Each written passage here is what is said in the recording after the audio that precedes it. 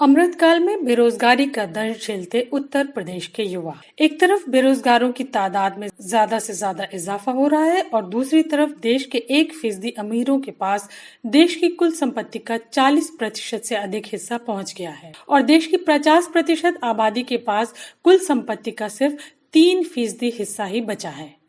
ये कहना है ऑक्सफैम की उस रिपोर्ट का जो अभी हाल ही में विश्व इकोनॉमिक फोरम की सालाना बैठक में दावोस में पेश की गई। रिपोर्ट में ये भी कहा गया है कि यदि भारत के 10 सबसे अमीरों पर 5% टैक्स लगा दिया जाए तो बच्चों के स्कूल की पढ़ाई के लिए पूरा पैसा मिल सकता है। एक और अहम बात जो इस रिपोर्ट में उठाई गई वो ये है कि देश में कोरोना महामारी की शुरुआत से लेकर नवम्बर 2022 के दौरान देश के अरबपतियों की दौलत में 121% का इजाफा हुआ है। मतलब संपत्ति हर दिन 3,600 करोड़ रुपए बढ़ी है। भारत के 100 सबसे रईस लोगों की कुल दौलत बढ़कर करीब 54.12 लाख करोड़ रुपए हो चुकी है। यह रकम भारत सरकार के पूरे बजट को 1.5 साल से ज्यादा वक्त तक फंड करने के लिए काफी है। लबोलुबाब ये है कि देश में अमीर गरीब के बीच की खाई लगातार बढ़ी है, गरीब और गरीबी की तरफ ढकेल दिया गया है। इसके बरस सरकारी फाइलों में अभी भी गांव का मौसम गुलाबी ही नजर आ रहा है। कोरोना काल में सरकार द्वारा किए गए कार्यों की प्रशंसा बिखरी लाशों की कतार से भी ज्यादा लंबी लंबी शाया हो रही हैं। ऐसे में वो खबरें किसी कोने में दम तोड़ दे रही हैं जिनमें बेरोजगार युवक नौकरी न पाने के कारण आत्महत्या करने को मजबूर है। उनकी बात सुनने वाला आखिर कौन है? बात अगर उत्तर प्रदेश माध्यमिक शिक्षा सेवा चयन आयोग की भर्तियों की जाए तो प्रतियोगी परीक्षा में आवेदन करने वाले छात्र महज इसलिए आयोग के दफ्तर के चक्कर लगा रहे हैं कि उनकी परीक्षा करा ली जाए। साल गुजरते जा रहे हैं, छात्रों की उम्र निकलती जा रही है, लेकिन परीक्षाओं का कोई पता नहीं है। हाँ, अगर कहीं परीक्षा हो भी जाती है तो बिना किसी पूर्व सूचना के उन्हें निरस्त भी कर दिया जा रहा है। ऐसा उदाहरण हाल ही में अभी हमने उत्तराखंड के वन दरोगा भर्ती परीक्षा में भी देखा। इतना ही नहीं, अगर नियुक्ति हो भी गई है तो 5-5 साल तक ज्वाइनिंग न कराने के कारण लोग धरना प्रदर्शन करने को मजबूर हैं। सरकार की प्राथमिकता में छात्रों का भविष्य G20 की चमक दमक के मुकाबिल फीका जान पड़ रहा है। विश्व का नेतृत्व करते हुए अमृत काल में प्रवेश कर चुके भारत देश में बेरोजगार की बढ़ती तादाद को शायद अब किसी पर्दे की ओट में छिपा पाना आसान न होगा। उत्तर प्रदेश, जहां की युवा आबादी सबसे अधिक है, यानी कि 6,37,28,007, उसका स्थान बेरोजगारी की रैंकिंग में टॉप 3 में आता है। यानी राजस्थान और बिहार के बाद सबसे ज्यादा बेरोजगारी उत्तर प्रदेश में है। Centre for monitoring Indian economy एक ऐसी एजेंसी है जिसके डेटा का इस्तेमाल रिजर्व बैंक सहित केंद्र सरकार के तमाम विभाग भी करते हैं। उनके एक अध्ययन के मुताबिक उत्तर प्रदेश में कुल बेरोजगारों की तादाद 28.41 लाख है। इसके अलावा नौकरी पाने चाहने वालों के लिए अब नौकरी तलाश करना कितना कठिन हो गया है और वो थक हार कर नौकरी ढूंढना बंद कर चुके हैं, उनकी तादाद 19.72 लाख है। इसमें और हैरानी की बात यह है कि शहरी क्षेत्र के पढ़े लिखे लोगों में बेरोजगारी का प्रतिशत ज्यादा है। ग्रेजुएशन या इससे अधिक की शिक्षा प्राप्त हुए लोगों में बेरोजगारी जो 2017 में 9.4% थी और वो 2021 में 14.9% यानी कि 5.5% बढ़ गई है। उत्तर प्रदेश में जो 28.41 लाख लोग बेरोजगार हैं, इनमें 19.34 लाख युवा 20 से 24 साल की उम्र के बीच है। इतना ही नहीं, उत्तर प्रदेश में महिलाओं में बेरोजगारी की दर 25.8% है, यानी हर 4 में 1 महिला बेरोजगार है। अमृतकाल में मेक इन इंडिया के रास्ते से गुजरते हुए 60 लाख नौकरियां देने का वादा करती वित्त मंत्री सहित देश के प्रधानमंत्री व मुख्यमंत्री को इस डेटा का इल्म तो होगा ही, क्योंकि उनकी सरकार भी तो इस डेटा का ही इस्तेमाल करती है। तो ऐसे में वो जो एक वाक्य जाना पहचाना सा हमेशा हवा में तैरने लगता है कि ऐसा डेटा भारत सरकार को बदनाम करने के लिए एक साजिश के तौर पर चलाया जाता है, इससे तो बचा ही जा सकता है। आंकड़े साजिश नहीं, हालात पूरी तरह सरकार के सामने साफ है। अब बड़ा सवाल ये है कि इस बेरोजगारी से निजात पाने का सरकार के पास प्लान क्या है। क्या खाली विश्व गुरु होने का स्वरचित भौकाल या अमृत काल में बढ़ रहा अमृत चख लेने से बेरोजगारी दूर हो जाएगी? सन 2011 से 2021 तक उत्तर प्रदेश माध्यमिक शिक्षा सेवा चयन बोर्ड की प्रतियोगी परीक्षा कराने हेतु बोर्ड गठित करने की प्रक्रिया कभी भी छात्रों के आमरण अनशन किए बिना पूरी नहीं हो पाई।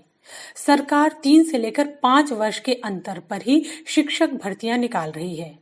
2017 में आई योगी आदित्यनाथ की सरकार ने इस बात की पूर्ण गारंटी दी थी कि अब चयन बोर्ड का गठन समय से होगा और प्रतियोगी परीक्षाएं यानी कि भर्ती के लिए परीक्षाएं जो होंगी वो समय पर होंगी। लेकिन मुख्यमंत्री की ये बात बस अखबार की सुर्खियां ही बन पाई और सन 2016-17 के विज्ञापन के बाद इस सरकार में भी 2021 में ही विज्ञापन निकाला। इससे भी शिक्षित बेरोजगारों की संख्या में इजाफा होता रहा। प्रतियोगी छात्र पहले भर्तियां निकालने के लिए आमरण अनशन पर बैठे। भर्तियां निकलने के बाद चयन बोर्ड के गठन के लिए आमरण अनशन प्रयागराज स्थित आयोग के गेट के बाहर किया गया। छात्रों के कड़े प्रयास और सुप्रीम कोर्ट की फटकार के बाद ही सन 2016 और 2021 की भर्ती का कार्य पूरा हो सका। छात्रों को अपनी तैयारी में जो वक्त लगाना चाहिए था उससे ज्यादा वक्त उन्हें दर दर भटकते, पुलिस की लाठियां खाते, नेताओं से झूठा आश्वासन पाते ही बीत रहा है। इतनी मशक्कत के बाद भी सरकार के तानाशाही निजाम में कोई बदलाव नहीं आया है। 2022 के विज्ञापन पर भर्ती कराने का आश्वासन भी गलत साबित हुआ और एक बार फिर हाड़ कपाती इस ठंड में पिछले 21 दिनों से हजारों की संख्या में छात्र प्रयागराज में आयोग के गेट के बाहर आमरण अनशन पर बैठे हैं। मांग वही है कि परीक्षा करा ली जाए। सरकार का बेहिसापन ये है कि जब तक छात्र अनशन न करें तब तक उनके जायज सवाल को भी सुना नहीं जा रहा है। आप किससे किससे शिकायत करेंगे, कहां कहां दौड़ेंगे, एक दिन थक जाएंगे, लेकिन व्यवस्था के कान पर जू नहीं रेंगेगी, क्योंकि आप हैं, न आप G20 हैं, न आडवाणी अंबानी के बेटे हैं। आप गरीब किसान का ख्वाब हैं। आपके पास कौन सा ऐसा पावर है जो आपकी बात सुनी जाए?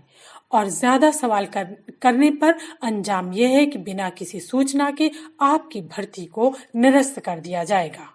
हाल ही में एक वीडियो सामने आया जिसके जरिए ये पता चला कि इसी सप्ताह जब छात्र पूर्व कैबिनेट मंत्री सिद्धार्थ नाथ सिंह के दरवाजे इस सवाल को लेकर पहुंचे तो छात्रों से अर्जी लेने के बाद उन्होंने चेयरमैन से मुलाकात कराने के लिए एक फोन भर कर दिया।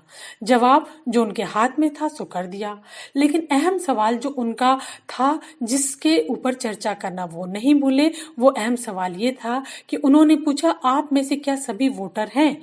MLC का चुनाव आ रहा है, आप बीजेपी को ही वोट दें। इतना कहने के साथ ही वो ये भी कहते देखे गए कि देखिए ये कोई गिव एंड टेक नहीं है, बस मैं निवेदन कर रहा हूं कि आप बीजेपी प्रत्याशी को ही वोट दें। 8 अप्रैल 2023 को चेयरमैन वीरेश कुमार का कार्यकाल भी पूरा हो रहा है, यानी अब से मात्र 75 दिन का कार्यकाल बचा है, लेकिन सरकार परीक्षा कराए जाने के मूड में नहीं नजर आ रही है। इस संबंध में प्रतियोगी छात्र मोर्चा के अध्यक्ष श्री विक्की खान का कहना है कि विज्ञापन से पहले सभी 75 जिलों में खाली हुए पदों का विवरण जिला विद्यालय निरीक्षक द्वारा मंगवा लिया जाता है, उसके बाद ही पदों को विज्ञापित किया जाता है। सरकार ने बिना अधियाचन का पोर्टल खोले किस आधार पर 4163 सीटें के लिए विज्ञापन जारी किया, जो कि आयोग के अब तक के इतिहास में सबसे कम सीटें निकाली गई हैं, जबकि उन्हें ये पता ही नहीं है कि 2022 तक कितने पद किस जिले में रिक्त हुए हैं। विडंबना यह है कि सरकार अधियाचन हेतु ना तो कोई पोर्टल खोल रही है और न ही परीक्षा की तिथि की घोषणा कर रही है। अध्यक्ष बतौर अध्यक्ष क्यों बैठे हैं? अध्यक्ष की 2 लाख रुपए की सैलरी और उनके पूरे स्टाफ का खर्च विद्यार्थियों द्वारा जो कि आवेदन शुल्क के रूप में जमा करते हैं उससे ही दिया जाता है। इस बार के विज्ञापन में 750 रुपए के हिसाब से 13,19,000 छात्रों ने 98,92,50,000 रुपए दिए हैं। हमारा समय निकलता जा रहा है, इसकी कीमत सरकार नहीं समझ रही है। अध्यक्ष हमारे पैसों से कार्यकाल तो पूरा करना चाहते हैं, लेकिन कार्य करना नहीं चाहते हैं। तो अमृतकाल में यही है सरकारी नौकरियों में भर्ती की पीड़ा, जिसके चारों तरफ आश्वासनों का एक जाल है, जिसमें छात्र उलझता चला जाता है, उसकी जवानी बर्बाद हो जाती है। एज पुलिस की लाठियां खाते, नेताओं के हाथ जोड़ते, एक विभाग से दूसरे विभाग का चक्कर काटते ओवर एज में बदल जाती है। बेरोजगारी का डेटा थोड़ा और बड़ा हो जाता है, लेकिन सिस्टम बरसों बरस टस से मस नहीं होता। इसी विडंबने के साथ कहीं अच्छे दिन आ जाते हैं तो कहीं अमृतकाल, लेकिन तब तक एक छात्र के जीवन की संध्या शुरू हो जाती है।